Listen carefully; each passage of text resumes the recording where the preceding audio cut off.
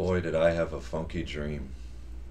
So, like, I don't know, for some reason, in so many of my dreams, I interact with witches. Probably says something about my sexual identity and childhood and relationship with my mom. I don't know.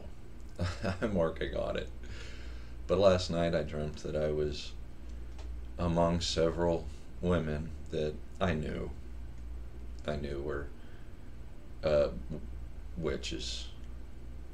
And one of them was so sweet and flirty and seemed so vulnerable. And I knew she was a witch, but I also thought, you know, I can be around and among as long as I don't consort and invest. We walk this fine line.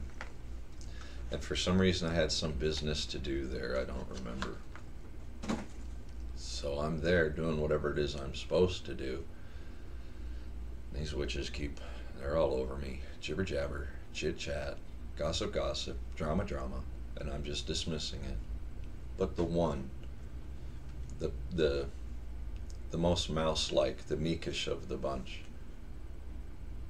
finds her way close to me and starts saying the things I want to hear. And like halfway through the dream, I go, all right, okay, I do have feelings. I do care. I don't agree with you. I don't promote you. I don't condone you. You are your element. But I cannot deny this care, this fondness, this appreciation. I don't. Now, let me see here. So, like, I peel the layers back in my mind in my dream, and I start to reconcile. Am I lust driven, or am I masculine, paternal, alpha driven? Like, am I being weak and falling for the trap, or am I being ubermensch and dragging the witch out of the cave and making her, you know, a wife and mother? I don't know, right? I guess that's the first struggle, right, between men and women. But I start to battle these emotions inside this dream, which I'm sure happened like that. And I look and notice that she's pregnant, expectant, very much, like almost there. And I realize that's not my kid. And so then I shift from am I being manipulated to am I being the stronger one, to what do I do with people that aren't mine and a children that is not mine? And I looked around and realized that was all I was around in this dream. There was no race of mine, tribe of mine, ethno-state of mine. There was no army of mine. I was alone for my ideology, save for surrounded by this coven of witches. But none of them had done me wrong. They were all pushing their agendas, but none had harmed me. None had crossed me. And so I consider the child innocent. I don't know the father, I don't ask. But I know there's a child coming. And I know that child is innocent. And before I even start to think, well, what will happen to this child amongst these witches? I don't even have that thought. I skip right ahead to this child needs to be guarded when it comes into the world.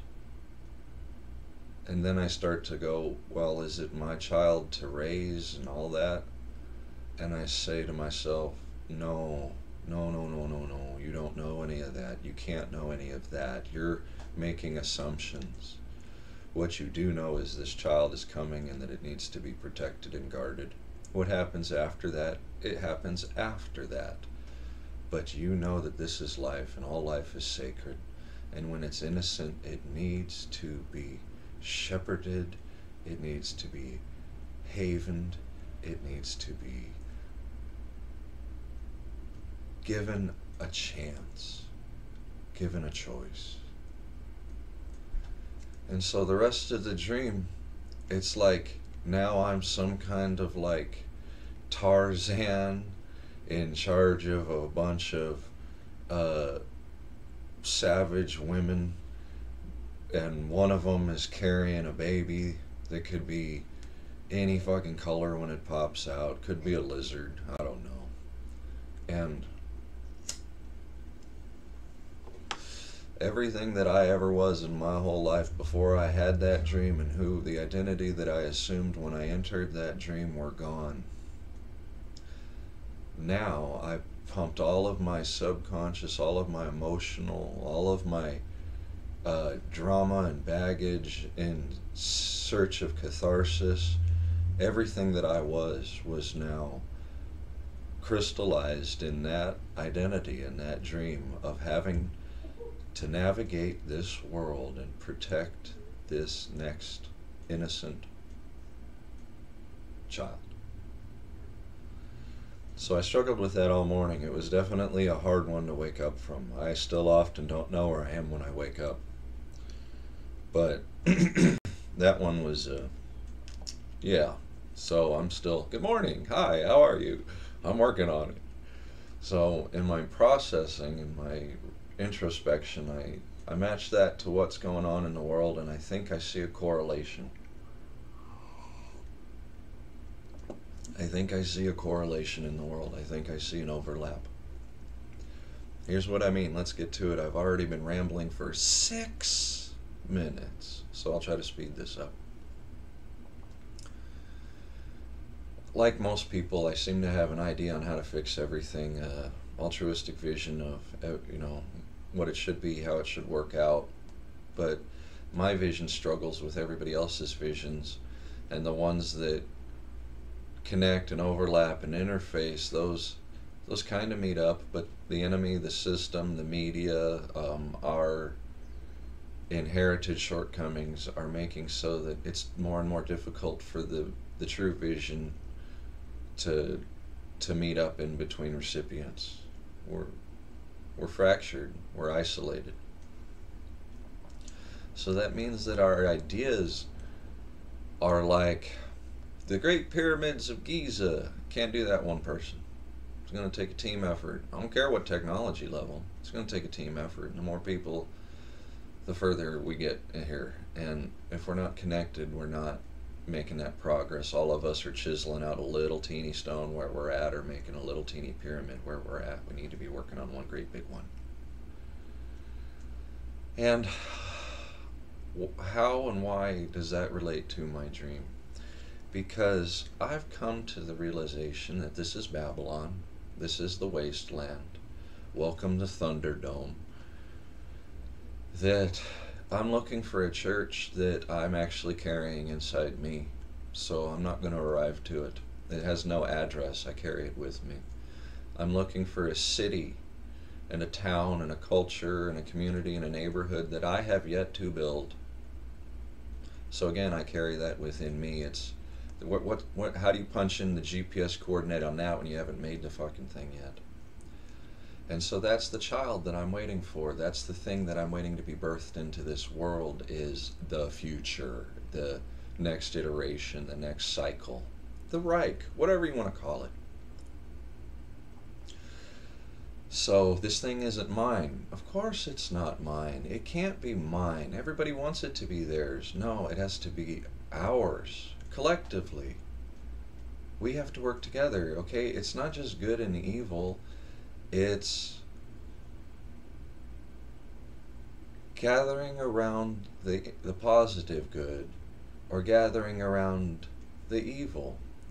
And the ones that gather around the evil, we suck dry and turn to ashes and scattered, and the ones that aren't burnt and corrupted in toxic ways. And the ones that gather about the good, they'll transcend this fucking game.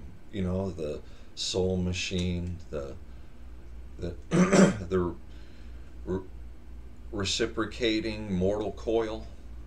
You know, the what is it, the Lilith box, whatever you want to call this still stupid place.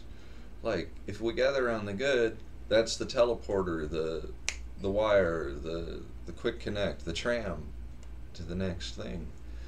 If we stick around the other one, well, we're stuck here in some fucking nasty form that we weren't meant to. We turn to ash again, or crap, and then we're stuck here. You want to be that? And then there's the ones in the middle that get recycled and become, round 2, round 3, round 4. The idea that I'm birthing, that the world is birthing, that people are birthing, that this generation is birthing, is halcyon in reverse. It is where we come from, the perfect picture we carried in our wallet for millennia, and we're stripping away and burning off the other end of the spectrum now that it's too hot and too corruptive and out of control, and what is it, Ouroboros, and I'm trying not to get too far off here. All right, let me reel it back in. It's not for us individually to make the new future, it's for us to collectively see it and then individually make a new future. So how do we collectively see it first?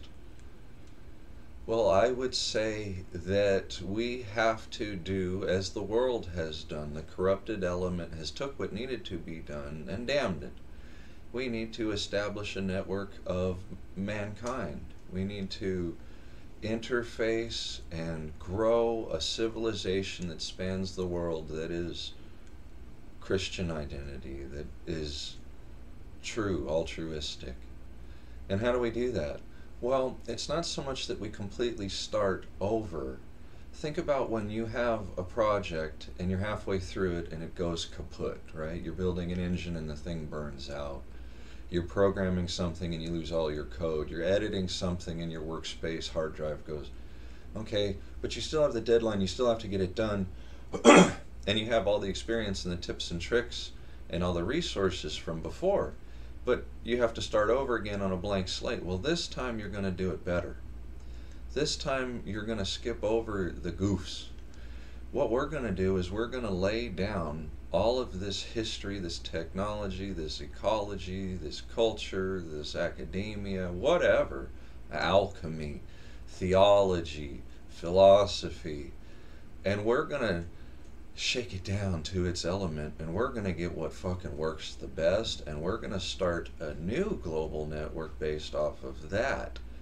And that will put the one that exists to shame, because it will work so fucking efficiently that, like, the difference between a bicycle and a rocket ship, and we'll be able to assemble them. We'll be able to make the rocket ship in minutes compared to global homo corrupting the Christian concept to turn what we had hundreds and thousands of years ago into this broke dick treadmill we have now. So the idea that I see coming, I'm still carrying on long-winded here, alright? Sorry, excuse me. I see us having to reinvent a nation. Shoot, move, communicate. Shoot means be functional where you are at. Industrious. Can you collect your own electricity? Can you repair your own equipment? Can you offer trade, skill, and service to those around you? Shoot, be a shooter. Shoot, shoot, shoot. Can you move? Well, if the Jews and BlackRock and the New World Order and the Rothschilds and the banks all own everything and all their efforts aren't sent to build the army but to actually pull the rug out from underneath us, then that means that our island is shrinking. The land that we live on is getting smaller, and we have less high ground to go to. And we also have less money. Have you noticed it that everybody has less spending power? So then that means we need to move. Well, I'm all for the motorhome lifestyle, but it ain't gonna be living out of no motherfucking Walmarts. The few that do have land need to convert a portion, a fraction of that land into mobile hubs like RV parks, right? That have the hookups and everything needed. And they're not doing it to gather rent like the fucking Jews do. They're doing it to go, hello, person fleeing. Hello, family escaping. Hello, fellow National Socialist identifier. Hello, fellow Christian traveler, Exodus. You are here. Welcome to the community. As long as you are here, you're going to contribute to the community, to the moral standard and the Christian ethic. So, what would you like to help with today? By the way, here's the food, shower, medicine, prayers over here. Do you need any help fixing anything on your RV? Would you like us to unload any tools from your mobile workshop into the community workshop? You're leaving? Okay, let's help get you on your way. Do you have another one of these set up that we as a community have set up in every other state? See, I can't build that.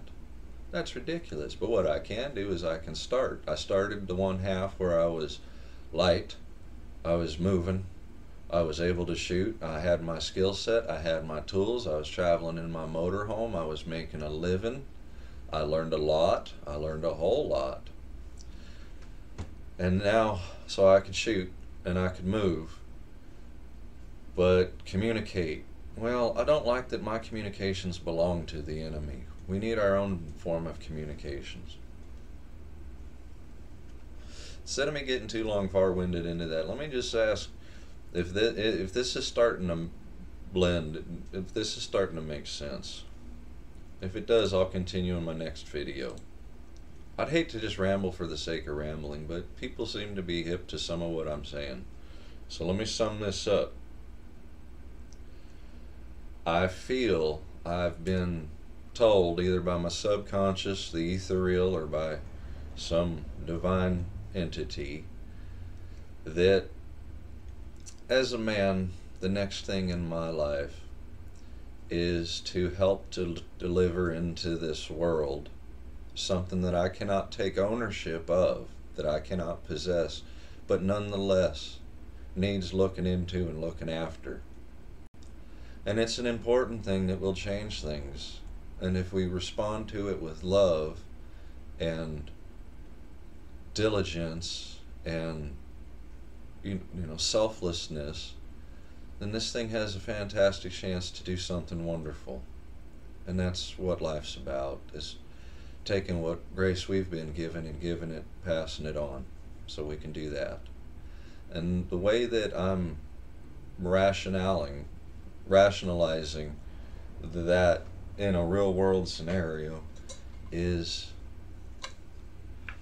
the thing that we're, as men, as Christian men, as people that believe in their folk, as people that believe in their God, that believe in the family, that our job is to help to usher in a world that is completely about the pure family element being protected from the beast system, because the family element is the seed that will sprout the system that will devour the beast system or destroy it and grow the future, the garden that we want.